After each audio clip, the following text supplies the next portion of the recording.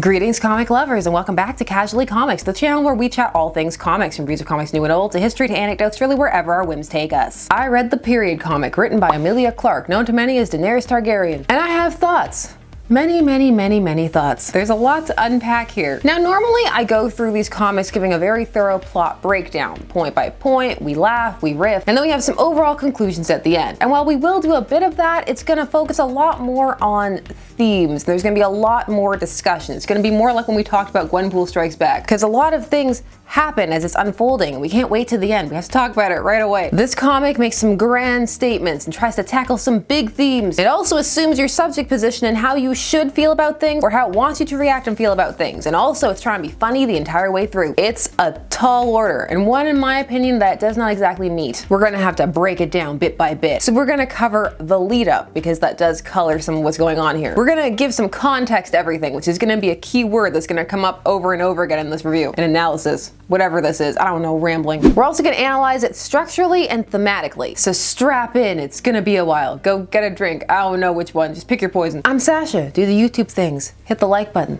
hit the subscribe button. Get ready. Now, the fact that Emilia Clarke was working on a comic to come out with Image was news that had been floating around since April of 2021. At least that was the first really big interview with talking points, many of which are going to come up. She described the idea coming to her thusly. That's why we're getting right into the quotes. About 3 years ago, I was in a car with a bunch of friends and was like, hey guys, wouldn't it be really funny if... And then I woke up the next day and was like, that would be funny. That would be effing cool. Why not? So what was the joke? Well, the idea was, what if a woman got her powers from her period, or they were amplified by her menstrual cycle? She was period powered, and some of these powers would play upon some things that people think are disgusting about women. For example, she would have armpit hair just growing out the yin yang. Well, not out the yin yang, out the armpits. She was gonna have a loose fitting costume. All things that Clarke found to be amusing. As the plot began to form, it was that she was gonna be a single mom who's gonna take on human traffickers. Now, I know that I may be in the minority, but I was genuinely intrigued by this. It sounded like, if well handled, it could be good, silly, gross fun. Now, the news of this comic began to properly circulate, at least in the online spaces, around May and June of 2021, and it became the source of mockery, a lightning rod for commentary and critique. A lot of "it's the decline of everything" was placed upon it. Aspersions were cast upon it and its creators. So as a result of this backlash, some people responded with backlash to the backlash in the form of support for support's sake. Even more of Emilia Clarke's comments about the work surfaced and were scrutinized. We'll share some of them here, we'll share a lot of them here, because they'll help form the context and the framework of this book. On the powers, she had this to say: she can do all these wicked things, but they all come from the fact that she is a woman who has a menstrual cycle. I thought it would be cool to have all the things that women don't like about themselves, flip that and make those the things that make her superhuman. Note that she said the word all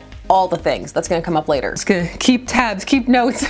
It's that kind of video. On comic culture and her place in it, she had this to say: my brother was a comic nerd growing up, and I wasn't allowed in the shops. I wasn't allowed to go in with him because I was the loser little sister. And the moments that I was allowed in, there weren't a lot of women on the covers, and there weren't a lot of women in the shops, so I didn't feel safe to explore it at that age. Cut to me at Comic-Con, and I'm there going, I'm still not seeing a lot of women. I'm still not seeing women that aren't in Lycra reflected back at me. Are there any women out there that are superpowered but aren't in skin-tight costumes? Not that I can see. That's what led me to the wouldn't it be funny if conversation. I know I can hear some of you. All the men are skin tight too. I know, but this is her perception, her experience, and it colors how she presented this work. Now, how much you relate to this is a mileage may vary thing. Mileage will vary thing, actually. We all have different subject positionings and experiences based on a variety of factors. Race, age, gender, geography, sexuality, wealth, just general overall uniqueness. So while these statements may be something that some identify with, for others they're not going to be familiar at all, or they may even be in opposition to their experience. Now, some went so far as to deny her experiences. Now, whatever one feels, what is important to note is a reaction to this statement could color how you read this comic positively or negatively. But there's also a key clue here, and that is that in the type of hero she's trying to create, in that the joke is spawned coming from a place of feeling excluded and not a part of. But there's also an earnestness to this creation. As she also stated, oh yes, I have so many quotes, I'm so happy today, quote city, receipt city. I think back to my younger self and I think, if I was allowed in that comic book store and I got to see a version that I felt like I could relate to on some level, I would have been absolutely in. It's a very personal experience that everyone has with comics. These are characters that people are passionate about and care about deeply and relate to. I wanted to throw a new character into the mix and see if people related to her in a way that was impactful to them. Now, while Emilia Clarke is the name that draws in headlines, and while she did do a lot of work on this comic, contributed a lot. She crafted the look, the plot, and the like. She didn't do it alone. She does have a co-author, and that's Marguerite Bennett, no stranger to the comic landscape in both the big two and indie circles. The artist on the project is Leila Leiz, who has worked with Bennett on a few prior projects, and who is an artist I personally really enjoy. Art styles are of course a subjective thing, but I felt that her particular style worked well for this sort of story. She can also do really evocative faces, so it can add a level of nuance to the proceedings. So I was curious about this work with everything swirling around it. I wanted to read M.O.M, because that's what it was called. Yes, M.O.M. I needed to read it for myself to determine my own opinion. As the release drew nearer, comparisons were drawn. One was to Deadpool, which was one that Emilia herself had shared, and the other was to Fleabag, the comedy show on Amazon Prime, the series based off of Phoebe Waller-Bridge's one-woman show. So if you're familiar with both of these things, you'll know the type of tone that the comedy is trying to strike. So you're gonna have some dry, deprecating, a bit crass wit, and then you're gonna have the fourth wall break. Those two comparisons aren't an inaccurate description at all. They do encapsulate the tone. The comic itself is 40 pages and 3 issues. So 40 pages per issue. And this is the first one, so bear that in mind time of recording. Perhaps at the end when it all comes together, it will just really coalesce as one. And also bear in mind that with only 3 issues, that accounts for some of the feeling of trying to get everything in there. Only 3 issues. Now let's do it. Let's look at it. M.O.M, or Mother of Madness, to me has an interesting cover. The face and ski mask are meant to be reminiscent of the Russian feminist punk band Pussy Riot. You have the Hamsa symbol on the cover, that's the all-seeing eye in the center of the palm. It has a few meanings and is deeply religiously rooted. I'm not sure what it's being applied to here, but if you do, let me know. Then you've got your power fist and moon symbol, which will come into play later, the moon symbol and all that. Because you know,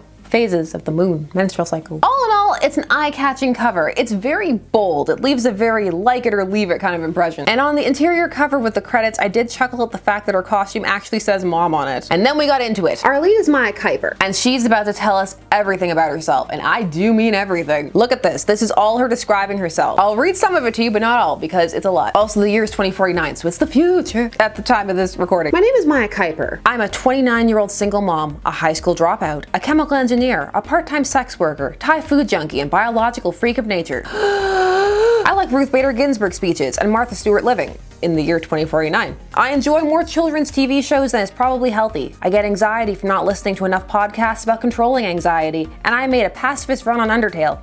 Again in 2049. I guess the consoles are just super backwards compatible, or they just keep remastering Undertale. It's that good. These are the little things I think about. They're just small details that can work well for jokes, but they can also be things that poke holes in the overall fabric of the universe. And if enough of them form, you can just create a giant hole like in the ozone layer. Speaking of jokes, this is the tone of them. So if you like this, you'll probably enjoy this book, because Maya's gonna talk to you with these big expository chunks over and over. There are many info dumps like this throughout the book, and then there are jokes about them being info dumps, which will land for some, but for those who prefer more show don't tell, this may be your noping out point. Also, this is the start of where that all in the quote begins to come into play. All women can relate to thing. Maya is meant to be relatable, so she's given many traits that a person can identify with. She's a mom, she likes certain TV shows, she likes a certain type of food, she listens to podcasts, but it's so hyper specific that it creates a very specialized feeling character. And she feels a bit unrelatable as a result. She could have liked all of these things, but it's just thrown at you in a chunk, and so it feels clunky. It feels like a list and it doesn't feel organic. So hopefully you found it funny, because if not, again, get out now. I warned you, I can't help you past this point. Forewarned is forearmed. Maya and her great sunglasses are at a work event that she describes as her own personal hell. It's supposed to be about female empowerment in the workplace, but it's a mess. And we see that she's 5 minutes to peak stage, which is meant to build the intrigue of, ooh, what's peak stage? Now this event also suffers from trying to throw everything at you, but in a different way. It's not about trying to jam as many character traits into Maya as possible. This is about trying to depict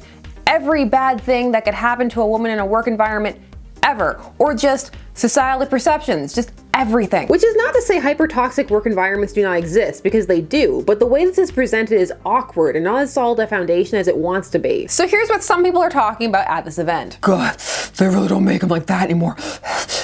Oh, so sexist. Can I get a me too? What time is it? Oh look, I don't want to ruin the night.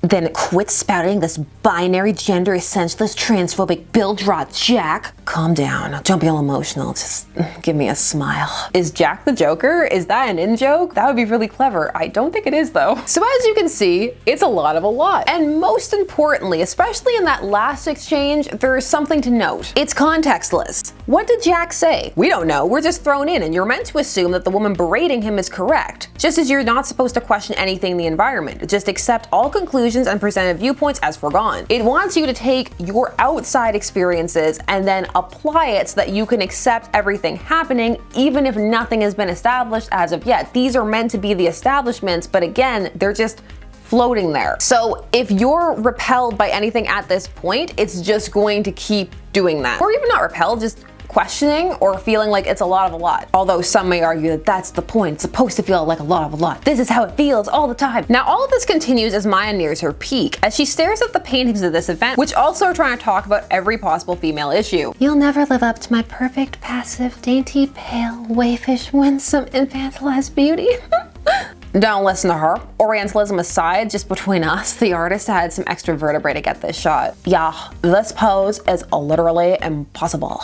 Let's leave the fantasy element of art versus the representational aside for a moment, because we'll be here forever. And note that all of this again hinges on you not only accepting the worldview, but on finding this funny. So if you're not gelling with it, you may just feel tired, but it's all right because Maya has reached her peak, and that means that her period begins to leak through the back of her white skirt, which causes a variety of reactions. However, I was focused on her face because it's very emotive, but I wasn't entirely sure what emotion it was attempting to convey. There was embarrassment and potentially arousal. We're going to learn that her powers are emotion-based. Different emotions activate different abilities, and at her peak, she is the most powerful. So did she not wear a pad or tampon as a statement? Like, is she free bleeding, or was it to get a reaction to activate her powers more thoroughly? It's not clear, because while you get a lot of social commentary, or rather just social scenarios being played out and meant to be taken in, there are many details essential to her and her powers/motivations that are left vague. For example, her powers are defined as to what is attached to what fully at the end of the book on a splash page. They do talk about it in the issue, but you don't get a entirely firm grasp. You know what, but not to what capacity or how often or why. You'll see. Anyways, this instant just allows for more people to say gross things at this event. This event's awful, unprofessional, and unhygienic. Christ, probably can't even remember to pick her kid up from school. Ruined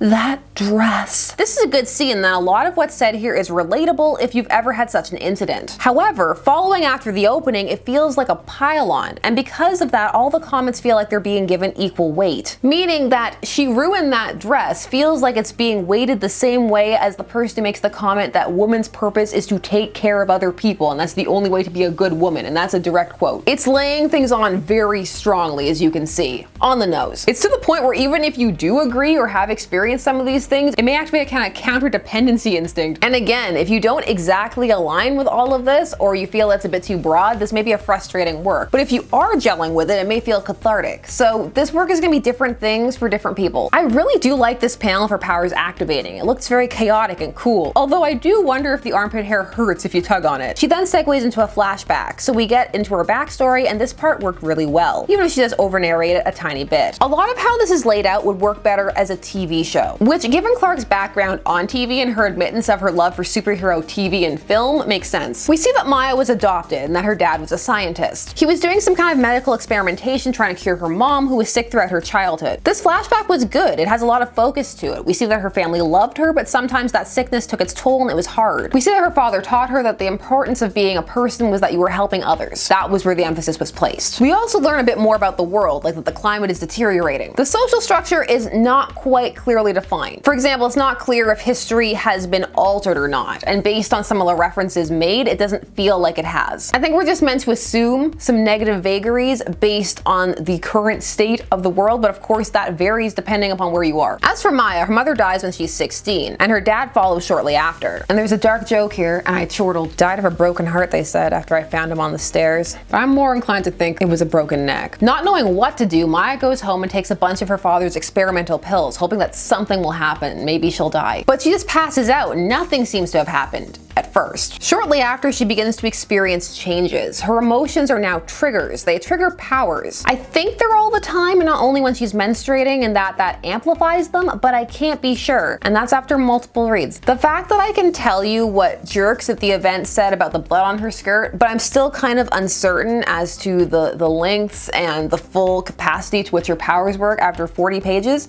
is not a good thing. We then cut to 13 hours before her peak, and we get to meet her son, Billy. He's a precocious sitcom child. Benny, I just finished The Lion King last night, and I have some concerns about Simba's treatment of the proletariat. That's his distractions, that Benny doesn't see his mom turning invisible. But that happens when she's embarrassed. Why is she embarrassed? Is it just because he's there? Because she likes him? Woo! That was my liking people noise. Woo! It's like an animal call. Caca! Thank you so much for chaperoning Billy. His kindergarten is closed this week to deal with the heroin-addicted raccoon infestation. This page is actually confusing. Like, there's a panel that I think is Benny's bad date, but it comes out of nowhere. But we end on more sassy Billy. Benny, you really need to get your life together and, you know, actually ask my mom on a date. The sex work, by the way, that Maya does on the side, for those who are wondering, is that she sells screenshots of her feet. And based on the shot that they show, she's missing out on some markets. She's not showing the soles and she's not stepping on stuff. Those are what people want. I know, because I get requests sometimes in my DMs. DMs are an interesting place. And to anybody who sent those, no, my feet are my feet. So Maya works at a company called Riley & Sons, who are working on optimizing meatless meat, or well, meat with as little meat in it as possible. Here she works with her friend Boone in her awesome Professor X chair. Boone is wheelchair bound and a lesbian, which I'm only mentioning to you because the comic has people treat her atrociously for it. Because Maya's workplace is also a place where people are awful, but I mean the workplace party was like that too, so it tracks. Boone's being second guessed by their boss despite being the best scientist, because of course she is. Look, I know you're married to a chick, but maybe you just haven't found the right man yet. You could have just laughed like the other girls. You need to be such a bitch about it. Yeah, I've actually been there for some of these, for that last one for sure. But here's the thing, this comic is trying to do everything and be everything for all women, and that's not possible. And how it goes about it is that it creates a bunch of incidents. They're all meant to be relatable to some, and they are, but they also feel disparate and don't come together cohesively as a whole. So it could end up feeling more alienating, or you could wish it would focus on whatever issue you're relating to the most, or extrapolate on something. Yes, a lot of different things happen to women. I'm specifying because the comic's focusing on that. But in a narrative, you need to have a focus so that you can form a true connection with the characters and with the story to become invested. And once that's established, you can branch out. You can also use the narrative to subtly infer a lot of things. But here, the two kind of feel like they're floating against each other. When you do what's happening here, it distracts from the story and it starts to feel like a lecture. And the story elements that are interesting or need a bit more time and detail placed into them, they end up taking a back seat. We're halfway through and I still don't fully know the lead's powers, and I'm not entirely certain of her motivation or what she was doing in the opening scene and why. A good example of seeking to be relatable at the expense of the story happens in this scene actually. Maya has a breakdown about being an ally. Unprompted, like nothing has happened, she hasn't done anything wrong, Boone hasn't said anything, it's just she stops and starts talking to the audience. Sometimes I feel like everything I am is part of the problem. Unlearn, relearn, uplift, donate, act up, don't speak over. Sometimes making a joke of it all is the only way I can survive. But I feel like for everything I wind up making it worse or making it about me, which is the same thing. This whole using the character to insert the author's thoughts about contemporary activism, it's not gonna work for me. Kinda wish Boone had just replied with K, but what she actually says is, here's your ally cookie and gold star. And she tells her that she can cure white feminism later. Okay, but can she start the human trafficking plot? Please. So now we learn that Maya is looking for a cure for whatever happened to her, because she's not a fan of her powers, which again is something that needs more establishing than some of the other stuff we're spending time on. We then get a decent scene of what this comic is trying to illustrate with its feminist message. She gets called in to talk to her boss, Donald, who is a former family friend. He calls her out for her attitude and for not meeting the mandatory high heel dress code, which is actually a thing. What it is that businesses can specify a uniform and then they can specify that heels need to be part of it for the female staff. And it is a thing. In my country, Canada, we just started repealing it in some provinces in 2017. High heels have a fascinating history, but we'd be here all day. So that issue is an issue being brought up that is focusing in on Maya, and it illustrates one of the points that the authors are trying to make about the injustices of society that women face. It's affecting Maya, it makes her mad, and it makes her powers activate, and it makes you feel a connection to her and the unfairness. And because of that connection, you then want to learn more about what's going on. You feel for her on a personal level, which then makes you care more about the general plight than just focusing on the general plight. Though again, miles may vary. It improves morale in the office if we can tell your cup size. Later, while hanging out with Benny in the friend zone, they overhear that a crime is in progress across from where Billy is having a play date, and so they take off. She sees that Billy and Boone are all right, but she hears a scream, and so she rushes over to investigate. And she decides to give herself over to her powers, which apparently she had been hiding from. Despite talking about herself ad nauseum, she doesn't really talk too much about how she feels about her powers specifically. So you see, we spent all of that time on the other stuff, and now her big moment of embracing these things, which Clarke wanted to make the focal point, as she stated, Maya has had a very hard life, and she finds herself in a place where everything that makes her unique she hates and is ashamed about. It's only in the discovery of her powers that she finds her true acceptance of who she is. Well, it feels abrupt. Just be, no matter how scary it is. Let it come. Let it out. And so she goes in and she unleashes with a monologue that, while it does apply to everybody, she specifies to women, and they both work because they are things that people feel. Every woman has that voice in her head, the voice that says, you're too old, too young, too fat, too skinny, too ugly, too pretty, too messy, too neat, too needy, too cold. Yes, these are things. However, again, I don't feel like the story has fully led itself to this moment and earned it, unfortunately. It wants you to feel as empowered as Maya does in this moment, to finally just be her. And it should be, but it's not, because Maya hasn't gotten a chance to shine. I'm your mom now, and I'm mad. I laughed. Look at me. I'm the mom now. She's too late to save the woman. Now this is meant to be her time. She chases down the remaining gunmen, and you see all of these panels. She's flashing to events that have happened in her life. This is it. She's claiming it. And the things that she sees are the fact that her father told her that you should help people, and also just the people that we've seen throughout saying mean things about her. So she's powered by a need to help and anger against society in general. The man that she catches has a glowing tattoo on his arm that looks like a B and an L, which is an acronym for boys love, but I'm pretty sure that's not what it stands for here. And then he bursts into flames abruptly. He spontaneously combusts, and all that's left behind is an implant, a camera. Hello there. Are you who I've been talking to all this time? My body has always felt like a secret, like a curse, like all the reasons we're hated made manifest. My life would have been so much easier if I was just normal. But then she says that she's gonna use her power. She's gonna train, she's gonna become better, stronger, faster. They can rebuild her. I mean, she's gonna take down the human traffickers. Mom is coming. That's right, the comic doesn't circle back to the flashback that was initiated at the beginning. Time in this entire issue is a little wonky and not firmly established. Although again, it varies.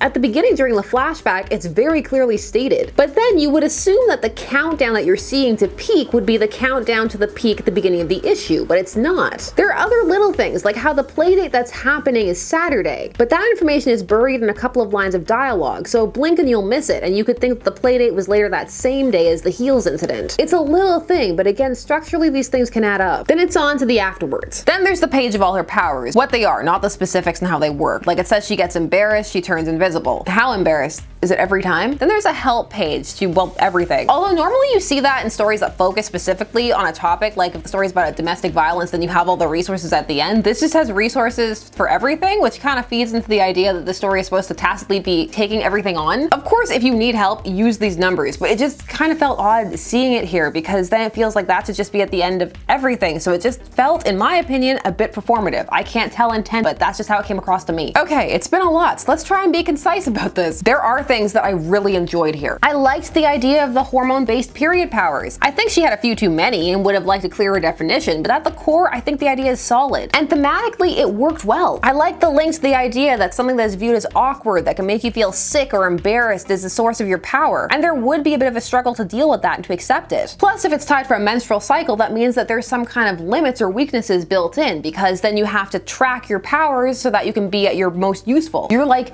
Hour Man, but more useful, I think. I mean, you can use Hour Man every day, but you're more powerful for like a week at a time. It's, you know, see, you can think about it. You've got plots that you can work around. Some of the jokes worked for me. Again, humor is subjective, but some I really liked. They're pretty topical though, so they're probably not gonna age that well. Maya is a good protagonist. She comes across as a kind person just doing her best. She had a hard go of it, and she's just trying to keep her head down, even though part of her doesn't want to. And she's finally giving into that part. There could actually have been some really good commentary on motherhood and trying to balance it made through this story. But that's not talked about at all. In fact, for a book called Mom, that really isn't one of the focal points so far. And again, there's a lot you could work with there that would work and help center the character because it's part of her, and then you can again branch off. Also, you only have 3 issues, so you can't do everything, even if you want to. You can't do everything justice that way. In my opinion, it's better to just pick a couple of things and then build a story around that, and then hopefully if people like the character and they want to see more, you can come back and tackle more and more. And then you build a lasting character who truly adds to the landscape because it becomes somebody who's around they become a fixture, which Emilia stated was one of her goals. I wanted to make something that was, at its heart, about the power of the female form, the magical brilliance of what we as women have, the joy to call our identity. So here we are at Mom, a woman, a mother who finds that all the things she most hated in herself were actually superpowered. Set that in an extreme capitalist structure,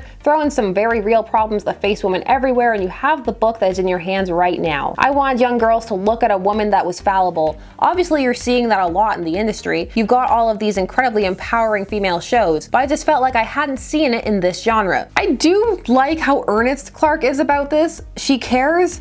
I don't necessarily agree with the conclusions that she's drawn necessarily. Also, this is her first comic. However, there are a lot of flaws in this work, and I've highlighted a bunch. But the chief among them is the lack of balance between theme and story. There's almost a refusal to use the narrative to define the world, instead expecting people's own experiences to conceptualize it for them in the manner the creators desire. The keenness to show an awareness of a variety of issues means that many are just left there, not truly addressed, and time is taken away from the important core story moments, such as building up the relationship between Maya and her son, Maya and Benny, Maya and Boone, Maya and her powers. Details like, has she tested them? Has she not? Why? How does she hide them? Because there are scenes of things happening like at the gym. Also world building cues like, is this a dystopia? How exactly is it extreme capitalism? Oh my word, I just had a thought.